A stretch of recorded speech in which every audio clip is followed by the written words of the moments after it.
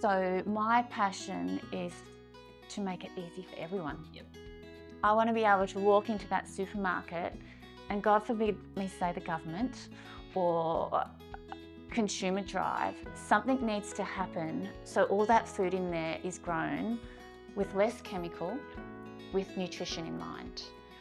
So we talk about these amino acids. These are key to whether food is nutritionally sound or not. The Biological Farming RoundTable podcast helps farmers explore innovative, low-input, regenerative and profitable farming systems. The Biological Farming RoundTable is sponsored by NutriSoil, an award-winning biological liquid fertiliser made from a big worm farm. NutriSoil's purpose is to empower farmers to produce life-enriching food. My name is Nakala Maddock. I work at NutriSoil. I envisage a future where farmers are rewarded for producing nutrient-rich foods and consumers have this easily available to them. Hello everyone, welcome to episode 43 of the Biological Farming RoundTable podcast. Well, today is a bit special. We are flipping the biological table. I'm Nakala and I'm co-hosting the episode. Hi, I'm Shelley, NutriSoil's Communication Coordinator. Shelley is also an ex-rice farmer and a lifelong champion of rural communities. Shelley's raised on a farm near Deniliquin and brings first-hand experience and a fierce advocacy for the future of Aussie agriculture. And I thought it was time to put Nakala in the hot seat so you can all hear for yourselves her amazing knowledge about the role biology plays in agriculture. And we dive into the magic of soil microbes, the importance of nutrient-dense food, and the information gaps that still need bridging. Plus, we dream big, sharing our vision for what a thriving, regenerative farming future could look like across Australia.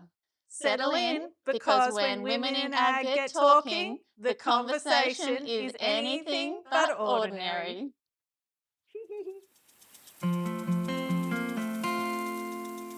Great to be here with you, Nakala. We've probably been threatening to do this podcast for a few years now, and we're finally having a chat. Yeah.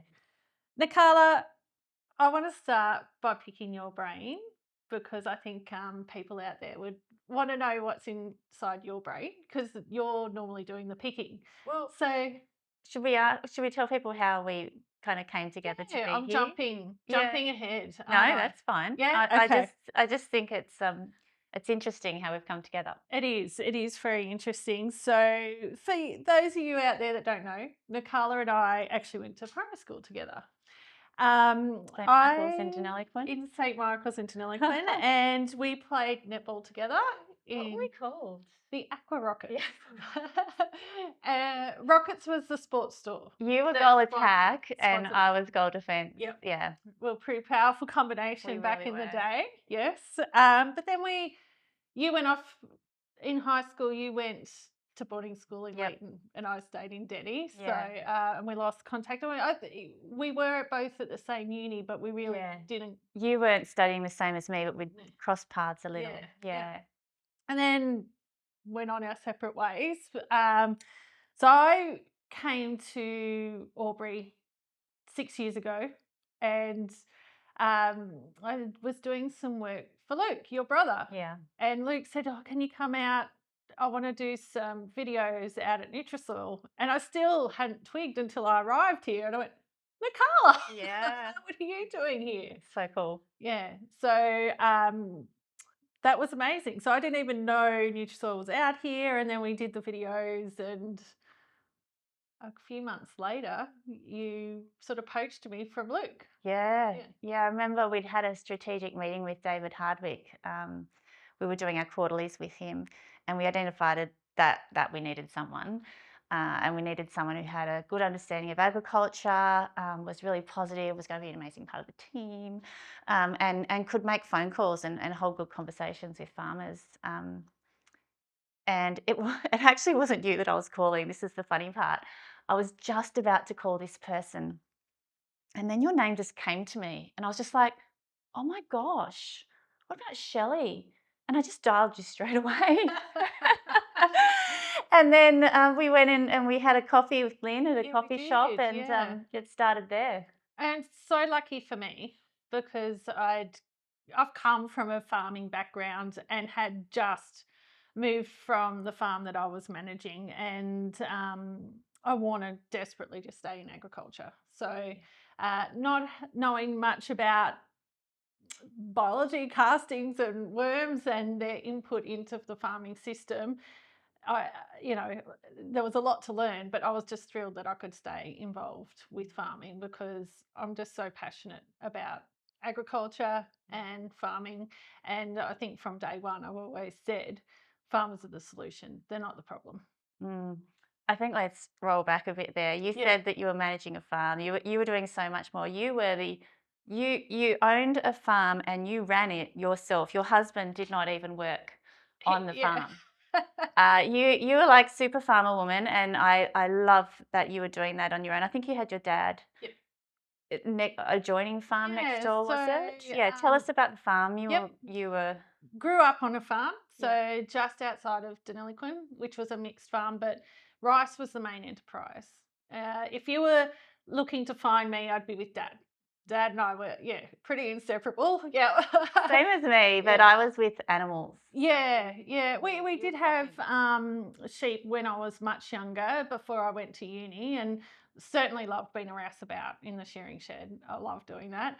And Dad, they wanted me to go off and do something. So I remember wanting to stay on the farm, but they wanted me to go do my own thing. So I went off to uni, and I know, Nakala, I'm going to be vulnerable today. And if Nakala tries to tell other people, I tell you, don't say this. I actually did a biotechnology degree at uni, and like microbes was a big part of it.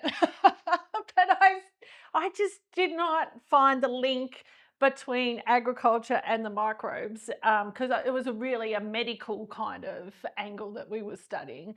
And I mean, certainly when we were on the farm, we inoculated our legumes with microbes, Rhizobium, yeah. rhizobium, and I knew that that was important for fixing nitrogen, and but it really didn't twig, and I get so excited now because I go, oh my god, like how did I not know that? But anyway, I'm diverging. So I ended up becoming a science teacher, and so I think when our eldest was about 1, the farm across the road from where I grew up came up for sale, and Paul and I were ready to move back. We were in Adelaide at the time, and he was playing football, so we were ready to move back. He was a professional football Well, player. semi-professional, so he played in the SANFL. So it was, training 3 nights a week. It was all day Saturday, and it was pretty intense and ruled our life. But that was great, part of our life.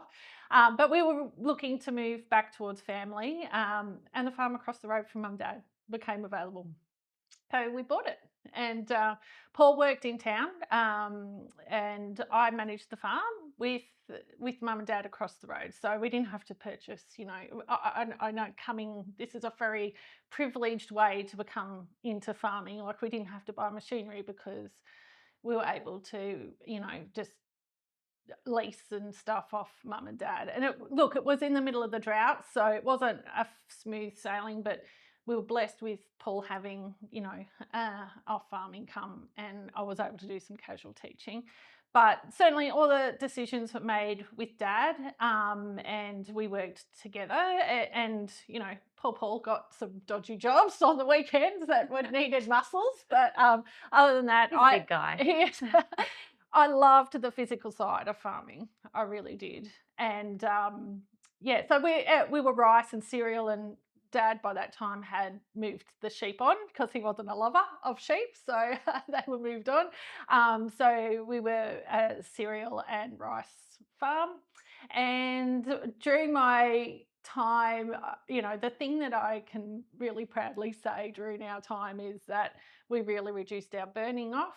So we did more stubble retention, and I snuck legumes into our crop rotation, which went in before we came back into rice in our rotation. So that was great, and Dad was on board with them by the but So it was couple of actually seasons a big in. decision for your dad to put the legumes in. Yeah, so it kind of like I'd been talking about. I think we need, they put nitrogen back in the soil, and I went to a neighbour who was a dairy farmer around the corner, and I said, now this front paddock, I really want to get some, a legume in there, and I said, if do you want to come and sow something? And he put a fetch crop in there, and and then he took the hay, and we worked all that out. But the rice crop after that just did really well.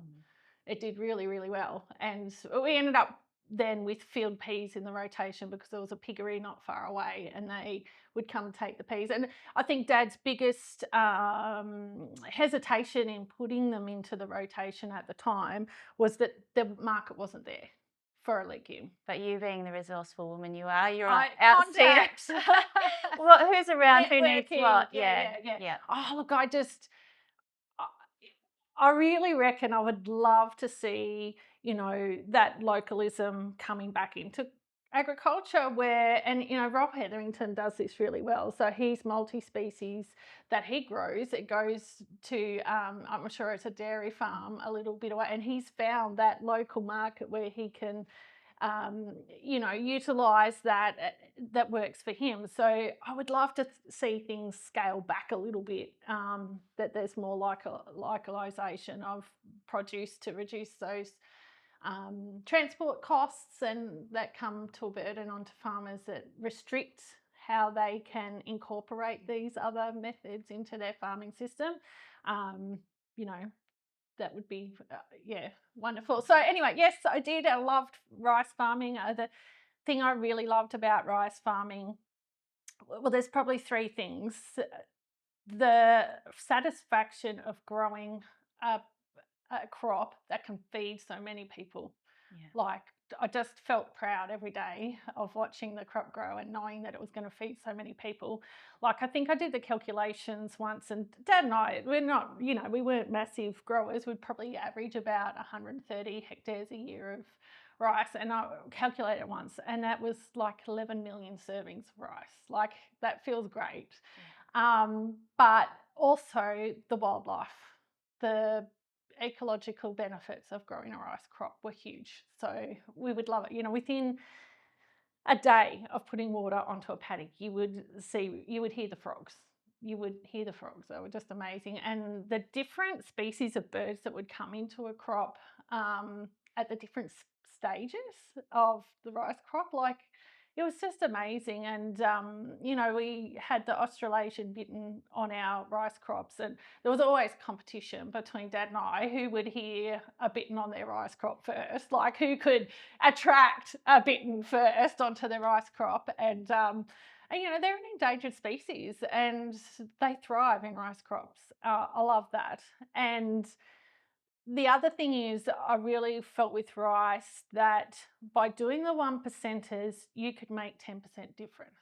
Like, being dedicated and, really micromanaging your water levels and all those things. If you were prepared to go the extra mile and be really diligent, I really felt that made a big difference to your outcomes. And I think that makes it so different to a cereal crop where you're really more at the mercy of nature, whereas I think there's more control as a farmer that you can have with a rice crop, and I really loved that. So so that's my history. But we weren't doing badly on the farm. It's just some family things that came up that we had to make some really tough decisions, and we ended up in Albury. But I've said to you so many times that I believe in fate, and there was a reason that I came to NutriSoil. So happy to be sharing my story today. Yeah, I've turned into a podcast now because I've turned back. You were going to be interviewing me, but I'm just finding this so interesting. Let's go back. Your dad struggled a little bit with, do we put these different crops in? Were you doing any other cereal crops at all? Yeah, so wheat, barley. He dabbled a little bit with canola, but it was a tricky crop, and I think there was, a few issues. But then it got back into the rotation for about 4 years before we moved to Albury. So we did end up putting it back into the rotation. So And the decision to stop burning, was that driven by you? I think it was a group decision in the end. I hated burning off. Oh, it was the worst job, and I would get so much anxiety from doing it. And I really felt that I wanted to take the responsibility of being the one that lit the fire, because Dad, like, I didn't want that to have to be on Dad's shoulders all the time. And then it was just, I found it stressful because it's just the unknown. He was great at it. Like, he just, you know, I have so much respect for my dad's observational abilities. Like, he's just an amazing observer. And I think most farmers are. Like, if you're going to be a good farmer, you're going to be good at observation.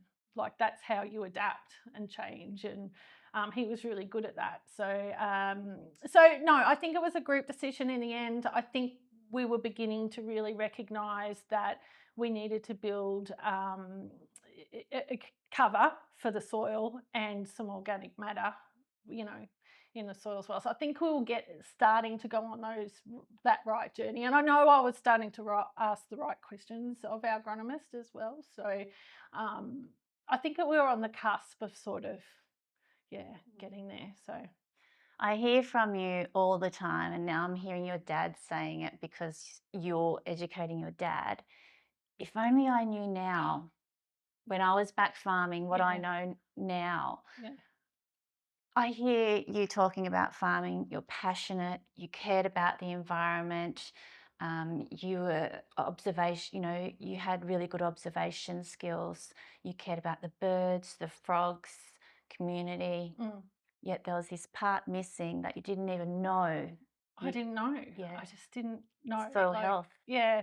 So we just really didn't understand that the flow-on effects of that biological activity for resilience and moisture holding capacity and tolerance, and all those benefits of resistance to disease and all that, was just really not aware of the damage that our synthetics are doing to our biological health, to the soil and human health as well. So, and I get so excited when I'm speaking to farmers and they're saying, oh, our stock, I'm not drenching them and I'm not vaccinating, they're healthy and there's no birth issues. Like, it's just, that makes your day when you have a chat to a farmer that is reaping the benefits of what, nature set this up. Mother Nature set this up to work really well.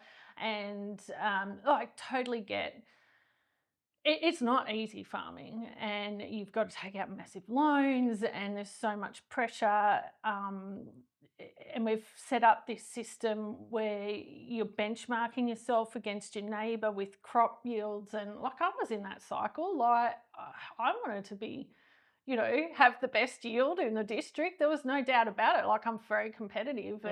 Just like your goal attacking. Yeah, absolutely. So I was in that cycle and not thinking long term. Like, it was always about that year, what you were going to achieve that year, where you're going to, making your budget for that year, and not that longer term outlook. I think on what reducing those expenses and becoming more biological.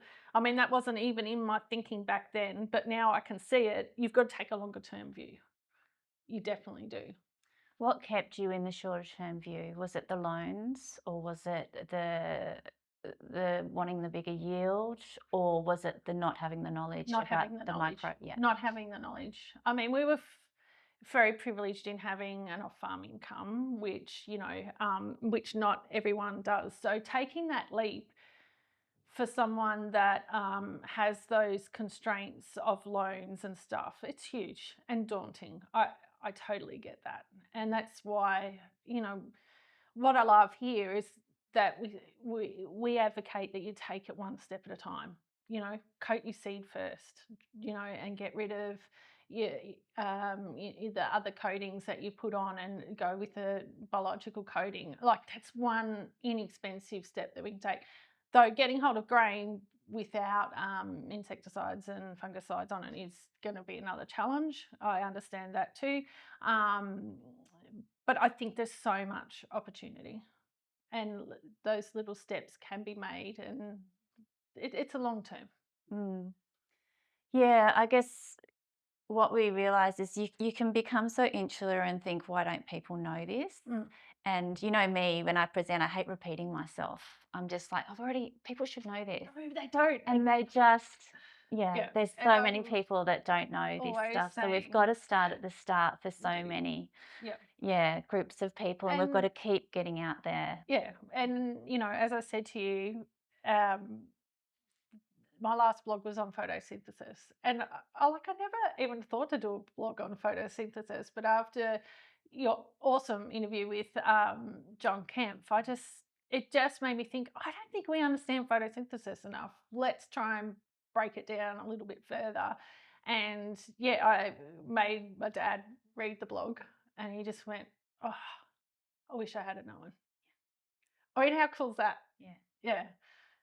So yeah, I was at an event yesterday with Phil Lee and Gundi Rhodes. She's a regenerative vet, and they asked the question, if there's anything you could change, what would it be? And my answer was, I would make sure that this was taught in primary school, and I would make sure that this was taught in high school, and I would make sure that this was taught in university. Yep. I think it is taught a little bit in high school, photosynthesis. We do remember that. Yeah. But at a very not it's the in a solo. the importance Do you of know it. what I mean? Yeah. We learn everything, and you and I have these conversations about medicine all the time. We're operating in all these silos, but everything's interconnected. Yeah. And there's just that knowledge that plants feed the biology and the exudates. Like, I just think that's where the connection isn't happening, that we're feeding those. And then when we're feeding that biology, we're building our root zone, and then that's providing the plants. So, like, There's it's so so much to it. complicated. It's not just Yeah. simple. Yeah. There's so much to Yeah. it. My biggest bugbear was when I was doing soil science at university, my lecturer had done a PhD in glyphosate. Yeah. And I said to him, is there anything wrong with glyphosate? And he's like, no, there's absolutely nothing wrong with it. Anyway, but he said, look, there is a point between going from nitrite to nitrate. It's a bit dangerous, but other than that, there's nothing wrong with it. And I was like, okay.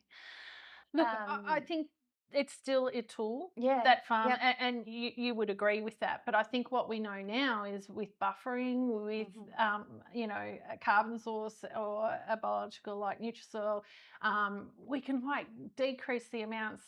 And I don't know, we might cut this bit out, but I still use a little bit of glyphosate on our property to do driveways. I just add NutriSoil with it.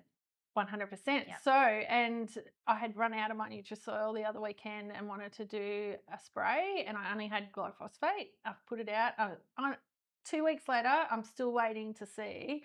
And I know when I add NutriSoil, within 4 or 5 days, you can see that plant done. Bang. Like, imagine if everyone was buffering with some NutriSoil and halving their glyphosate use. Yeah. What a great outcome that would be. Yeah. I think there's so much to that. I guess I've always thought it's the fulvic acids in NutriSoil that open up the leaf of the plant so you can use less and it can go in.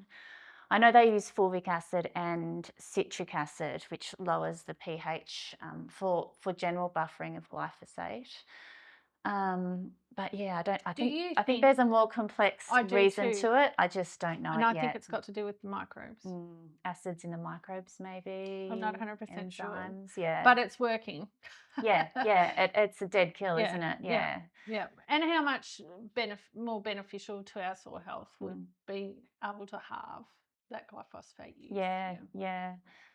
Joel Williams talks a lot about It's more in a selective herbicide as a non-selective.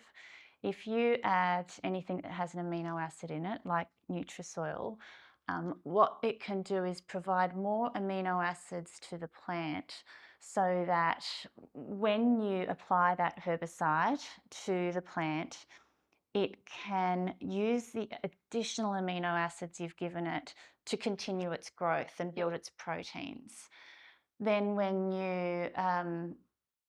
that plant is hit by the chemical, it would often use those growth proteins to unfold and rebuild proteins that help break down the chemical.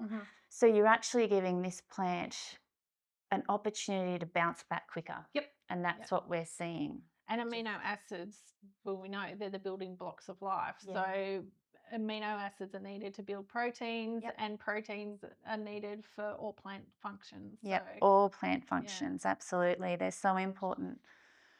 So gosh, we went off on a rabbit hole we did. there. Indeed.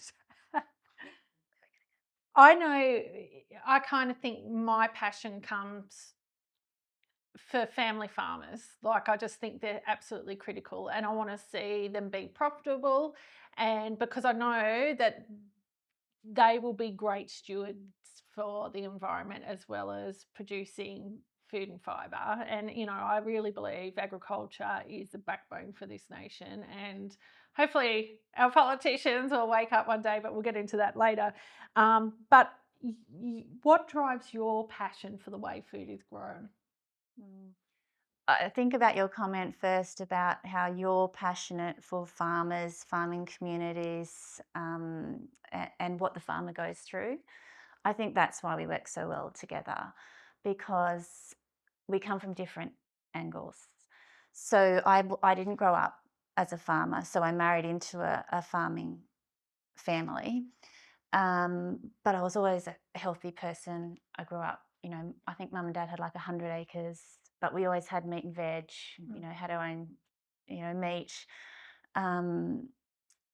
So I come from this healthy food drive as well as farming. I love that we both have that angle, and we come together with this absolute passion to help farmers through this and to help consumers through this. We're coming together here. But what drives me, when I walk into a supermarket, I get so disappointed. I go, this should be healthy food, and I know how it's grown. Generally, I know how it's grown. And yes, I can drive all over the place and find these farmers that are amazing, but they're in spots. If I could have the Haggerty's grain, if I could have the potatoes grown in Stanley and the apples grown from Blackbarn Farm, if I could have Woodstock's flour, it's going to lots of different places to get all the things that I believe in. You can't. I'm a full-time working mum. So I make guilty decisions just to keep going. So here we are, being passionate, saying how important it is, but life gets you in this rut, and you make those decisions as well.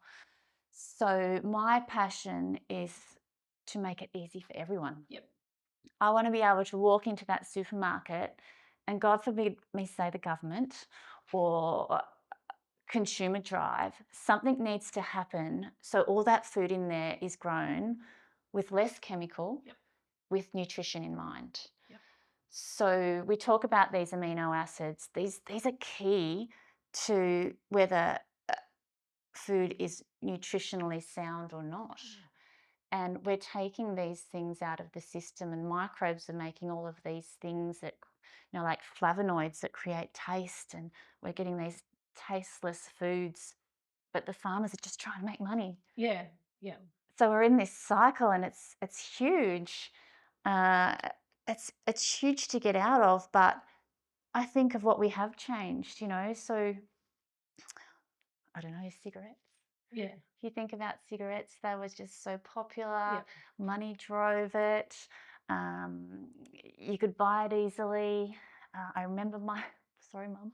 I remember you smoking at the kitchen table, smoking in the car. Imagine that now. Oh like- my gosh. Yeah. And consumer concern Yeah. drive, change that. Yeah. So we can change this. We can. It's Yeah. just a bit bigger. It is.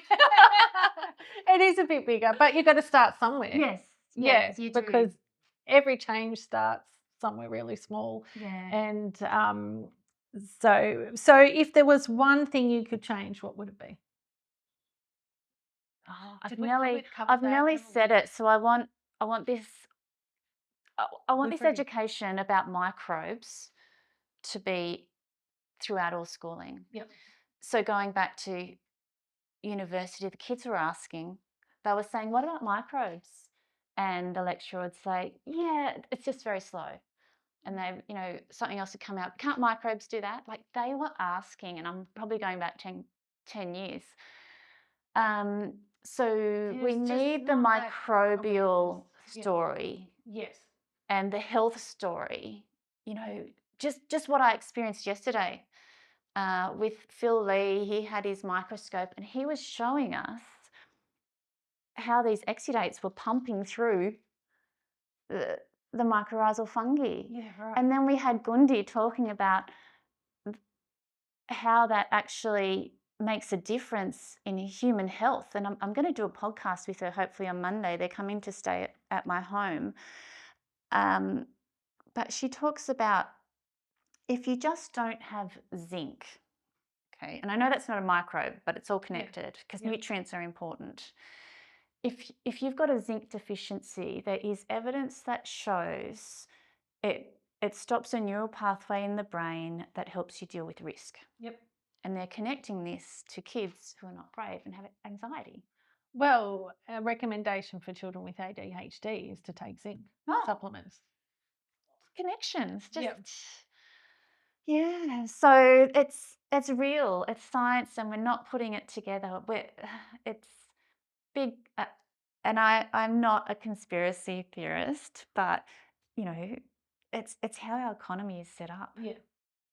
And we've got to change it. We do, 100%. Do you think before you came to NutriSoil, were you aware of the role of biology in food production or not? No. So I was working in the government in training and development. And I think they asked me to come and answer the phones one day. They were having a meeting. And I was like, okay, yeah, I'm really good at that. No problem. And then they said how I had to explain it. And I was like, biological what? I was like, could you say that again? Yeah. No idea. Yeah. No idea.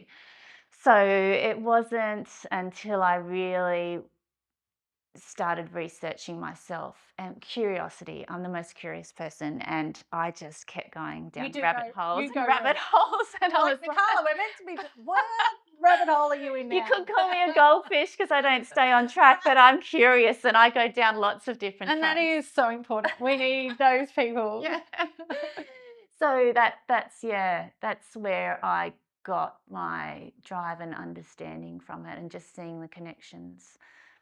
I think that I just have so much admiration for the knowledge that you have on, and I just think I feel sorry for any of our farmers that haven't had an hour-long conversation with you, because you're amazing with your knowledge of microbes and their function and what they can do. So thank you for going down that rabbit hole.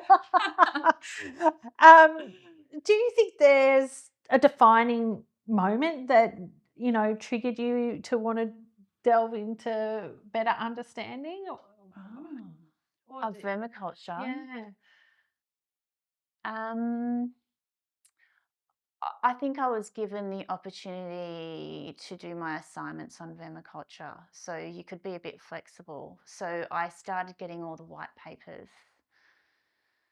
That really like there's so many white papers that vermiculture can grow nutritious food, can deal with pests and diseases, can help with drought tolerance. There was that, and just I've got a drive to help people. Yep. So when I was out, going to events and things, farmers see when someone's interested. Yep. And I was taken under the wing of a few farmers. Vic No-Till were amazing. They just gave me so much opportunity to learn. And back in the day, multi-species crops were just so foreign. Yeah. And now they're just so normal. Yep. So yeah, there's so many farmers I think of that say, hey, Nakala, jump in, let's go have a look at the pastures and what's out there at the moment. Or, hey, why don't you have a go at doing agronomy on my block? So I learned so much from farmers just seeing that I really cared. Yeah, okay. Yep. That's so great. It's such a great community. We've got so many amazing farmers. Yep. What do you think is holding farmers back from transitioning to believing in biological products? I think when people start saying biology is all you need, or biology is the silver bullet, or biological stimulants is all you need, nutrients are so important. But that story an explanation gets a little bit muddled because people can run off and go, I'm just going to use biology because biology is going to get all my nutrients to my plant. That is true in some situations. But if you haven't transitioned there, that's not true. And there's not many people who haven't transitioned there. So we heard Tom Briggs say something, really, you've got to earn the right to be completely biological. And I think something that we really reinforce here is don't go cold turkey. Because I think, that would really put farmers off if going cold turkey and having a failure. And that's not the solution either. And we're very open in saying that NutriSoil is not the silver bullet. It's a part of the puzzle. Yeah, and that's why we have so much education. And we identified that. We were like, if someone calls up and they want 10,000 litres of NutriSoil because they've just been to an event and that's what they think they should do, they've got to have education. And we've got to go through what their fertiliser is now. And we used to say, there's so many things that I think, I was wrong. I was wrong 5 years ago. And in 10 years' time, I'm going to say I was wrong 5 years ago because we keep learning things. It was quite common, and it didn't come from, me. It came from very knowledgeable presenters in regenerative agriculture. It was quite common to say, just drop it out 50%. And maybe that can work in some situations.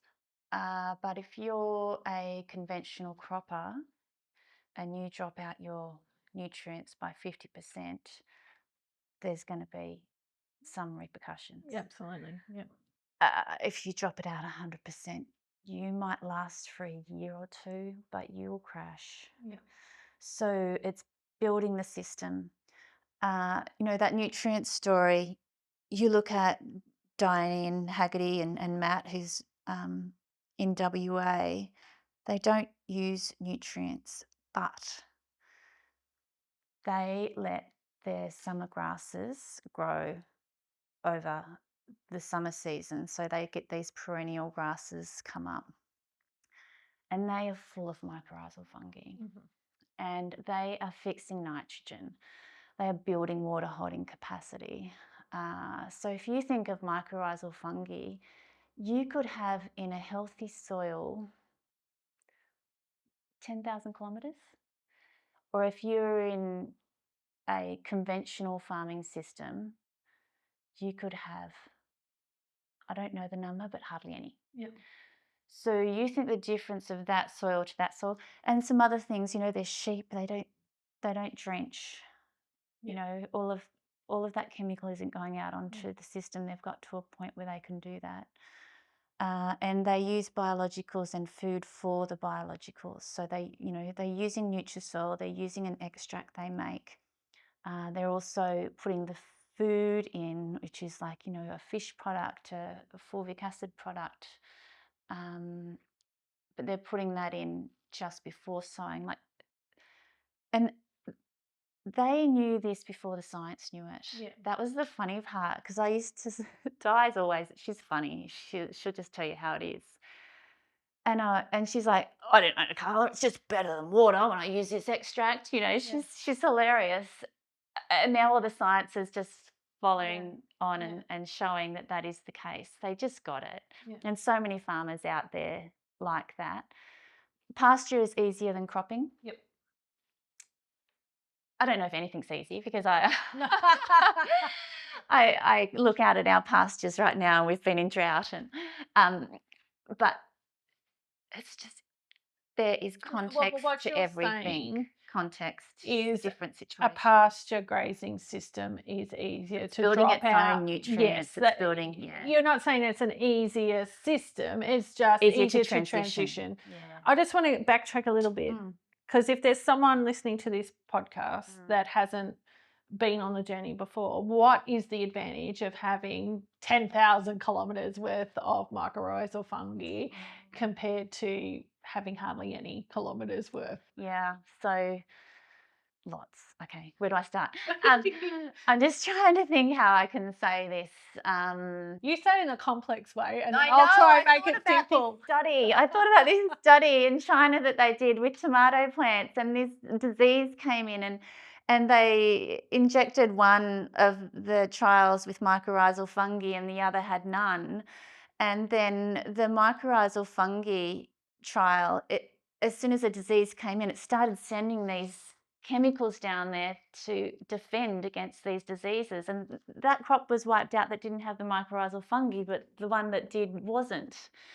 So it's disease prevention, it's water holding capacity, it's structure and architecture to your soil. It's just like glues. It looks like glues everywhere. Again, going back to Phil Lee's microscope work, it's amazing. You see these little tiny strands. They're like 2 microns. We can't see them. They're the size, our eye cannot see them. They're creating aggregates in Absolutely. the soil. So if you look at a soil and it looks like cottage cheese, it's not blocky, you know it's in there.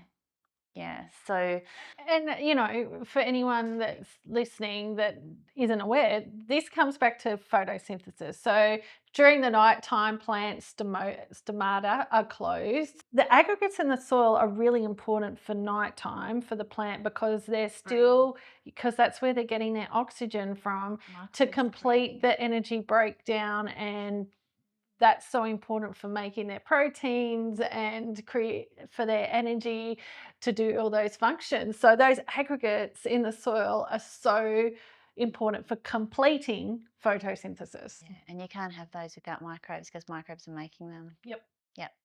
Yeah, because microbes need them. They need to breathe themselves. Yes. They need to fix nitrogen from the atmosphere. Yep. They need to take amino acids directly to the plant. Mycorrhizal fungi, that's one of their roles. They need to be able to give that plant amino acids so it can use it straight away, other than having to convert it to different forms of nitrogen and using up energy. Yeah, there's just so many roles that mycorrhizal fungi and bacteria. Oh my gosh, do not forget about the importance of bacteria. So especially that rhizophagy process, where they are going in and out of the plant constantly, just taking nutrients in, taking them back out again. I'm sure they're doing so much more than that, but bacteria also clean up chemicals in the soil. They also protect plants from pests and diseases. They make enzymes which make things happen. Yep. They fix nitrogen. We don't want to forget about bacteria and think that fungi is everything that we need. They are both just need to be there. so, Yeah. as are nutrients. Yep. Mm. So Nakala, what do you feel the role of, fungi and bacteria is in helping with the extremes of climate? Because, the farmers at the mercy of drought, they're at the mercy of waterlogging when we have floods. If we've got soils that are functioning and highly biological, how's that a benefit to helping those farmers? It is a bigger picture, because when I think of these climate extremes, that's not just coming from how we farm our soils. Okay, so we have said how important mycorrhizal fungi, or other fungi and bacteria are in soil structure, and in helping in defence mechanisms, tolerance. We're right now in the middle of a drought for lots of parts of the country, where other parts of the country have experienced some heavy rainfall events. What we need is farmers to have resilience against whatever's coming from nature. How does biology play a role in that? I'm sure there's loads of different ways, but what does come to mind is when a plant is under stress, it puts out this abscisic acid. When you test a plant that isn't biologically active, so we've done tests with NutriSoil where you've used NutriSoil and how much abscisic acid is released from the plant, and when you haven't used it as a seed inoculant, and where you have not used NutriSoil, there's more abscisic acid. The plant is under more stress. There's lots of studies as well, with tomatoes, treating it with vermiwash and not. That tomato plant can deal with more low water regimes and heat than what a tomato plant can if they haven't been treated with the vermiwash. And there's, it's just studies that I know. I just did a podcast with John Kemp, and he talks about the conversion. There's a conversion of simple sugars through to fats and lipids, and that's all a microbial process. I can't even take out one part of it without making this short. But it's like a human. So if I get sick and I have more fat and oil in me, I've got reserves. So I can deal with stressful situations longer when I'm sick. And when plants are in drought or flood, they're like a sick human. But adding to that, there's waxes that form on the leaf of the plant with these fats and this whole microbial process. And it can reflect UV. And its leaves can be cooler. The whole plant can be cooler because it's got more fats in it that can only be made by more photosynthesis. So you might be looking at comparing a crop that's got lots of photosynthetic activity compared to a crop that is being grown with more nutrients and less photosynthetic activity, meaning less biology, less root systems. And they might look a little bit similar. But the difference is the plant with more biology in its whole system is cooler. It has more amino acids in it, so it's got more nutrient content in it. And that's how you tell the difference between, one of the ways you tell a difference between a healthy food and a food that doesn't have the health of is these amino acids, like by 10, by 20-fold. So it's that it can hold on longer, with the benefit of helping us hold on longer because it's healthier food. I think of floods. Floods are hard. But it's the structure in the soil. we did a live with Walter Yainer. So good, yep. We won't go into the... We both laugh at each other. Oh, it was so funny. We had to do a live at a certain time in Canberra, and the parking was a long way away. And we were running through the streets of Canberra with our cameras and our bags. And then we got there and the internet wasn't working. And it was a hilarious trip. But so glad we did it. The stress of live is something that I decided not to do again. But he talks about your soil will just hold up that bit longer. It might have, did he say 10 days? That comes to mind. It was, but maybe 2 yeah, weeks, but eventually you're gone. Yeah. But if you've got that structure and you've got bacteria, you've got fungi. They do drown, but the structure's there and you can rebuild it when more quickly. If they've got aggregates, they've got oxygen, so they don't become anaerobic as quickly. And so in every situation I can think of, frost, you've got these microbes on the plant that can displace these frost-forming microbes. They form, what else? So there's frost and there's disease protection and there's just so much. But I think it comes down to the soil structure. That's the biggest key. The biology is driving that soil function. And if you can hold on for an extra 10 days with under flood conditions, that's a major benefit. And if you can hold on an extra 2 or 3 weeks in a drought condition, then that's a major benefit. Imagine if our farmers had access to that ability. You talked before about, or you might have asked me before, what's a barrier to transition? I think that it's a building block and you don't see these instant responses all the time. And some of them you can't see, Nakala. That's like, I can't see that wheat has more amino acid in its profile than that wheat. It might be plumpier and uglier, but you can't see it. And like, we measure so many things in the things we can see. We measure it in how many kilos an animal is putting on per week. We're measuring it in the yield that you get at the end. But what about the things that you can't see? Like, if you've got more infiltration and your soil... Well, we can see it if we measure it. Yeah. and that's, that's a whole nother podcast. I know. But that's why it's so important for farmers to be doing those observational things on a yearly basis, like measuring water infiltration, because if you can get an extra 2 or 3 centimetres, that's so much more beneficial. And you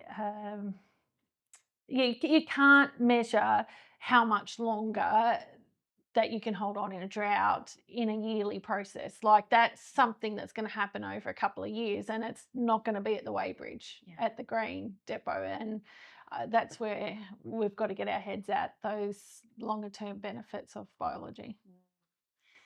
There's one thing we didn't mention, and we're all thinking it, and I'm sorry I haven't mentioned it, but we need rain.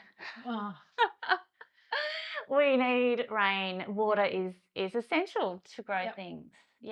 So it's been really tough, and that is the whole water cycle. Absolutely. I'm not even going to start there, but you actually, Shelley, let's start there, because you're very involved in a group called Speak Up for Water. Yep. And I imagine it comes from your rice days, irrigation. Well, I mean, and our community. It's come from watching our community dwindle in shop fronts. And, when we played netball, Nakala, we had 10 netball courts running from 9 o'clock until 5 o'clock every Saturday. That competition doesn't run anymore. So sad. Yeah. And, irrigation is, some people think it's a dirty word, and I don't think it is. It drives so many communities, and you know how passionate I am about the environment and want to ensure that it's protected. But we started Speak Up for Water because of the Murray-Darling Basin Plan, and its implementation is built on poor science and bad modelling, and that's probably what drove us in trying to protect the community and put out a better, trying to help educate others that farmers are the solution. They're not the bad guy. If you've got a problem, come to a farmer, because that's what they do every day. They solve problems, and locals want to drive solutions. So there's lots of great things, but at the moment the mentality is buy the water out of irrigation areas and send it down the river, and that's not the solution. And what we're seeing is a massive reduction in our ability to grow food and fibre, and I think we're really seeing that now in the drought. We've had a farmer ring this morning saying they can't get hay now. Paid for it, was meant to arrive, hasn't arrived. Their sheep are falling over. Now our water market has been absolutely distorted. Anyone can own water. When I was growing up, you could only own water if you owned land, but now we have speculators in the market capitalising. So it's really driven the water market and the water prices up. So I think it has priced fodder production out of the market, and that's why our farmers are not able to access reasonably priced hay at the moment to feed. That was why our irrigation systems were set up, so that when we have these droughts, then we can supply to those areas that can't irrigate. And we're not doing that right now, and it really makes me angry, because this is a blunt tool that has been implemented, and it doesn't make sense, and it is ripping out our protection and food security for our nation, and there's better ways of doing it. We've got to be focusing on quality and not quantity, and I think that's true in so many different areas, that if you focus on quality, the rest comes and the outcomes come. And so I'm pretty passionate. If if the boys want to roll me up in the office, they'll ask me something about water, And then you get started. Yeah. And I'm pointing on maps and But, food security. Yep. Why the Murray-Darling Basin? You use the word dirty. What is it? Is it money? Is it bad business? What? Can we talk about this without our podcast being cancelled? It started in the Millennium Drought. Look, I think there was academics out there that had never set foot on a farm and saw the great environmental outcomes that can happen on farms. And look, sure, there's always people that are doing the wrong thing in any industry. And yes, there are bad farmers out there. And yes, there are farmers that have stolen water. But on the whole, most farmers do the right thing. And most farmers want to protect their environment. There's a great farmer near Kahuna, and they're a dairy farmer, and one of their recycling ponds they've turned into a wetland, and they've worked with environmental group to achieve this, and they've got barogas and and everything's like, it can be done. It's not one or the other, like what I was just speaking about before about rice crops having been a home to endangered species. Like, we're not getting that it can be both. And I guess that's what drives me is you can have both. You can have irrigation and you can have environmental outcomes. And I think it's been driven by really Adelaide running out of water in the Millennium Drought, and people thinking that farmers had been taking all their water, but they hadn't. They weren't allocated water. Dad, didn't grow a rice crop in the Millennium Drought because he wasn't allocated any water. So we've got this wrong perception and of what actually happens.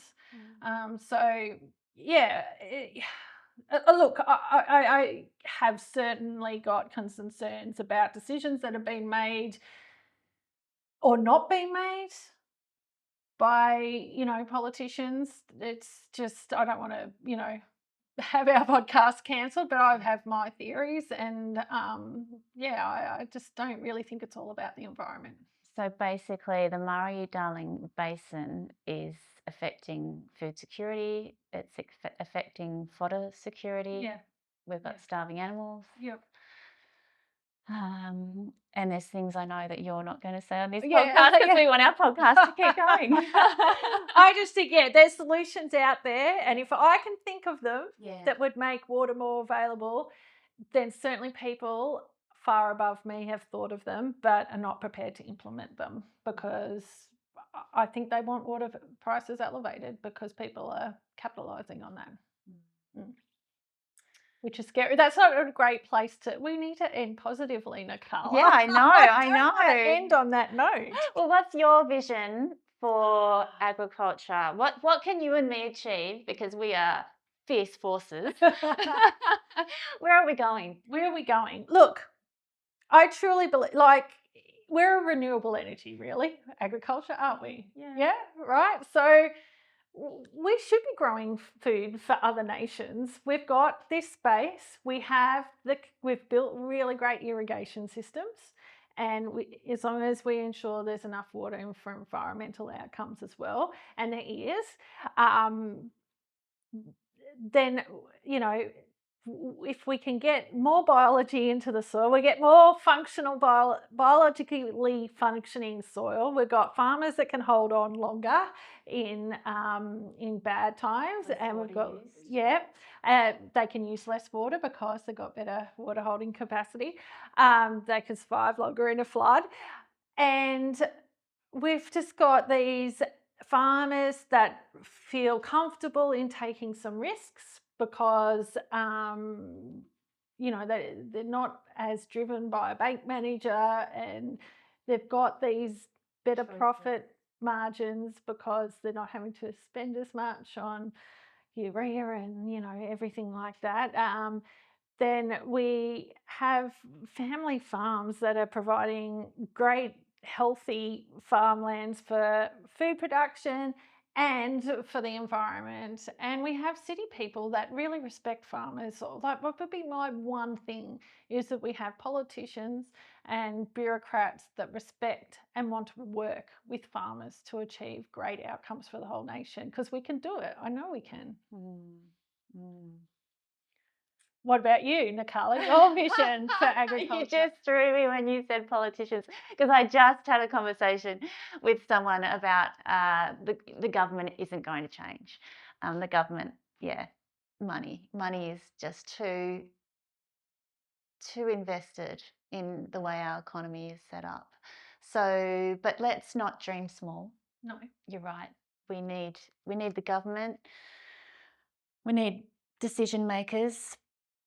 And we need consumers to realise the value of nutritious food. Jane Slattery says to me, food should be free. I mean, it should be a human right to have good quality food.